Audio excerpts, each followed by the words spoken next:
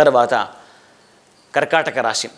ఈ కర్కాటక రాశి వారికి ఇప్పటిదాకా గురుబలం ఉండింది. కానీ మే తర్వాత ఈ కర్కాటక రాశి వారికి 2025 మే తర్వాత గురుబలము ఉండదు. ఎందుకంటే వ్యయస్థానానికి గురు వస్తున్నాడు. కానీ గురు వస్తున్నాడు, కానీ మీరు దీనికి మొదలే ప్రగతి చెందింటారు.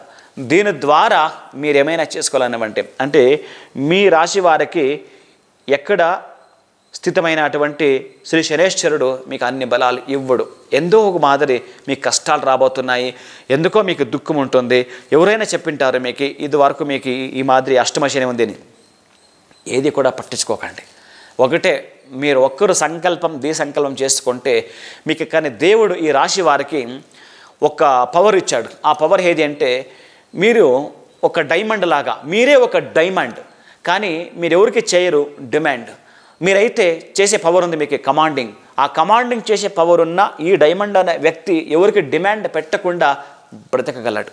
అంత శక్తి మీకు ఉంటుంది. ఎంత దీనస్థితి అయినా మీరు ఎవరిని కూడా అడుక్కోరు. కానీ గురు ఎప్పటికంతేనే మీకు బుద్ధి నేర్పడానికి వస్తాడు. మనవాళ్ళు ఎవరు, తనవాడు ఎవరు, నా ఫ్రెండ్స్ ఎవరు, నాకు సంబంధించిన మిత్రులు ఎవరు, శత్రులు ఎవరు, ఇవన్నీ కూడా మీకు తెలియపడడానికి కొన్ని ఖర్చులు మీకు ఎక్కువ ఉండొచ్చు.